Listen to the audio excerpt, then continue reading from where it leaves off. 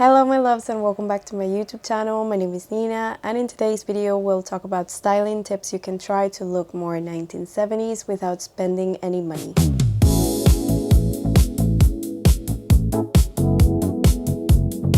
The 1970s are actually a really practical decade to recreate, even if you don't have period-specific clothes, and if you do have a vintage wardrobe, you'll still find tips to style those pieces for an authentic 70s feel. We're going to cover a few different categories, and we'll start with the easiest one, which is hair.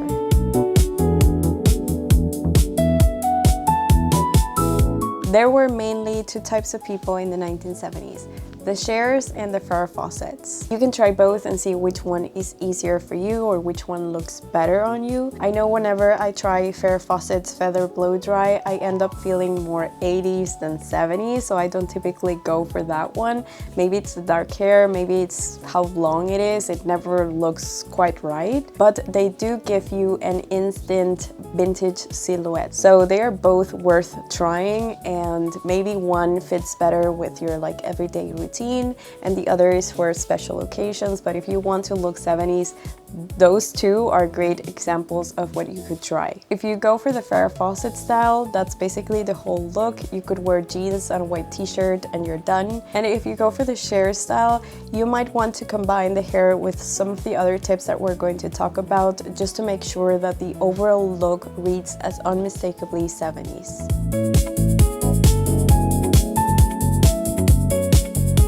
The good thing about this sheer look is that you will have a broader variety of hairstyles you can try as well.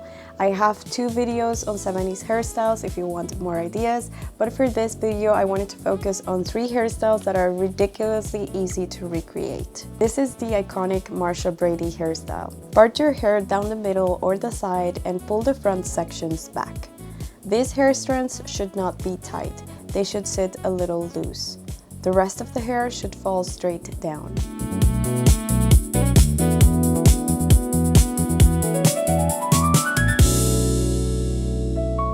I used to do this a lot as a teenager, and it's still my favorite way to wear headbands. Little did I know I wasn't actually copying Mary Ingalls in the late 1800s, but actually Melissa Sue Anderson in the 1970s. This is as easy as putting on the headband. These plastic ones are easier to use, and taking two hair strands from the sides to cover your ears.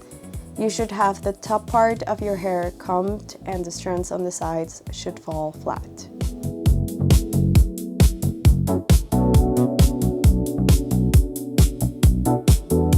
And this Susan Day hairstyle is very 1970s, and it's just a half up, half down. The important detail here is to grab the section starting from the temples to make sure there's enough hair covering your ears.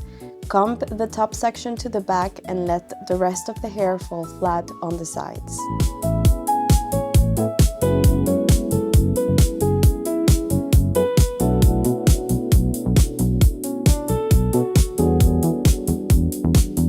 One thing you'll notice over and over again in 70s hairstyles is that the ears are almost never the star of the show. The hair was used to frame your face, so if you don't know what to do with your hair and you want to look more 70s, here's an easy rule. Cover your ears.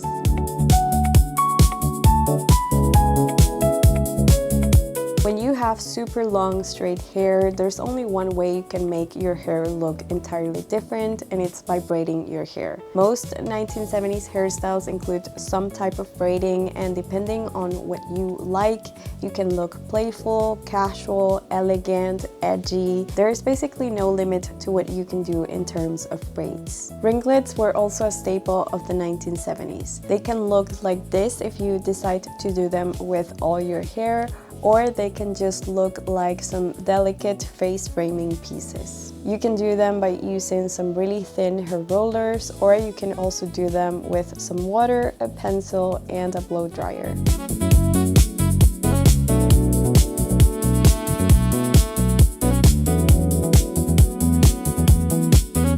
If you wanted an extra playful item with your hair, you would incorporate colorful ribbons. You can try this by braiding your hair with a ribbon. Don't mind if the ribbon is longer than the braid. The idea here is for it to look messy and effortless.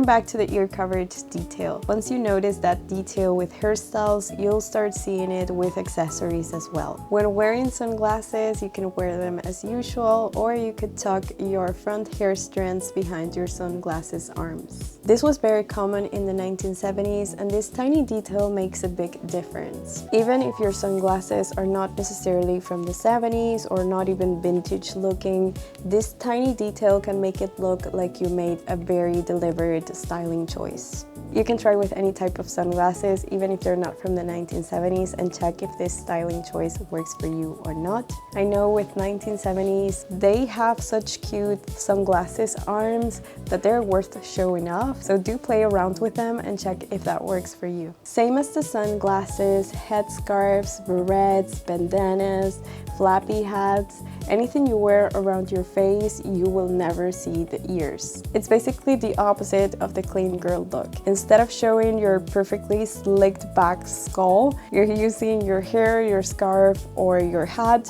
as a frame around your face. Neck scarves were extremely popular in the 60s and 70s, and if you don't own one, you could make one just using a tiny piece of fabric. While they are meant for your neck, of course, on a hot day you could wear them around your wrists or around your thigh, and they give that edgy 1970s look as well. They are also usually pretty cheap at thrift stores, so if you don't have one and you don't want to make one, they are one of the easiest vintage accessories to look for.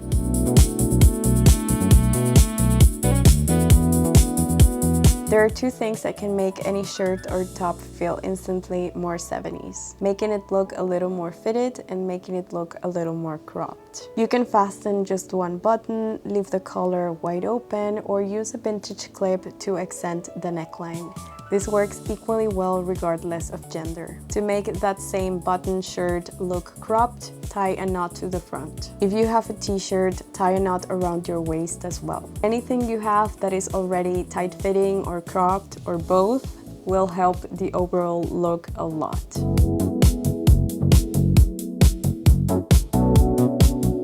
Okay, I promised that you wouldn't have to buy anything for this video, and you don't. But if you eventually decide you do want to add a couple of 70s pieces to your wardrobe, these are the ones I would prioritize because they scream 1970s even if they are not from the decade. And while they are not free, they are versatile pieces worth hunting down. Bell bottoms can be surprisingly flattering because the wider hem balances out the silhouette and makes your legs look longer, especially with a high waist. And they also look good with a huge variety of shoes. Sports shoes, sandals, heels, boots, and so on. That doesn't happen with every type of pant, so that's a great plus. These are a staple of the decade, of course, and in case you don't know, people didn't just wear high-waisted bell-bottom pants, they also wore low-waisted bell-bottoms, so they are easy to find. You have the modern recreations, the Y2K revival, and also true vintage ones if you keep an eye out.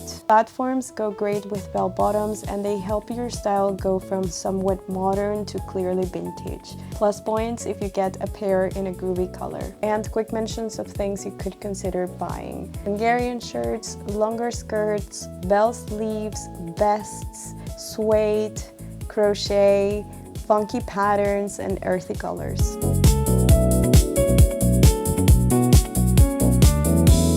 Now, there are some things I'd actually be careful with. Not because they are not 1970s, they absolutely are, but because they have been so strongly associated with the generic 70s costume that wearing several of them together can make you look like you're going to a Halloween party. When you're first experimenting with vintage, the last thing you want to hear is, "Why are you in costume?" So what to avoid? These are the biggest offenders in my opinion. Long beaded necklaces, especially multiple strands of wooden or brightly colored beads, very 1970s costume kit. Peace sign necklaces or pendants, absolutely period appropriate, but one of the quickest ways to scream, "I'm dressed as a hippie." Fringe suede vests and jackets, specifically the modern recreations. If you ever get the chance to compare an actual 70s fringe jacket with the modern recreations, you'll see how poorly structured the modern creations are. So those paired with bell bottoms are instantly Halloween costumes, so better avoid those. Headbands or braids worn across the forehead, they are definitely 1970s, but they are for sure the biggest offender for me. There are so many other hairstyles you can try instead of that one, so that's one I would for sure avoid. Tie-dye clothes. Tie-dye was more of a fun DIY project rather than an everyday uniform. If you do want to wear tie-dye clothes, I would highly suggest you search for tutorials to achieve cool, unpopular patterns so that you avoid the typical rainbow spiral one. Back then, they also played with different types of fabric. For example, satin was super popular for tie-dyeing, and the results look definitely different to the typical cotton t-shirt rainbow combination. So that's something I would highly suggest you research on. Maybe one day we can make a tutorial in here and see how that goes. The clothes do look really nice and cool and different in 70s, but I wouldn't go with the typical t-shirt we think of when we talk about tie-dye. Just to be clear, it's not that any of this are wrong or bad, but they have been so strongly associated with the 70s costume that it's just better to avoid that super annoying question. There are plenty of other ways to look 1970s without going for several of these options that are maybe the first things people have in mind when you talk about the 70s, and of course that makes them come up with those really annoying questions and comments about what you're wearing.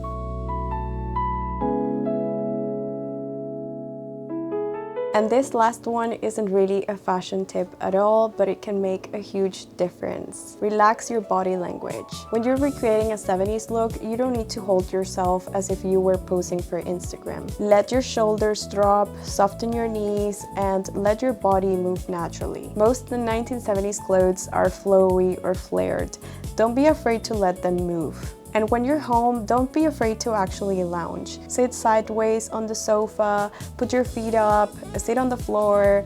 The 70s were super effortless in fashion and interiors, and that ease naturally shows in how people occupied space. I know it sounds so weird, especially because we are so prepared for cameras, but the whole thing about wearing an effortless outfit is to also show it in your body language. It's crazy how many tiny details can make such a big difference. I know when you're just starting out, putting together one outfit, it feels like a never-ending puzzle. But I think it's actually one of the best stages you can be at because it lets your creativity flow. When you already have a big wardrobe, you don't have to think about solutions. You have to think about mixing and matching. But in this stage, we are just checking every tiny detail and making it feel and look more like the decade that we're trying to project.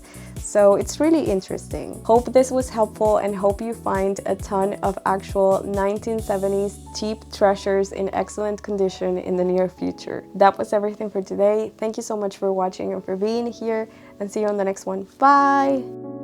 But they sure got some cuties incorrect.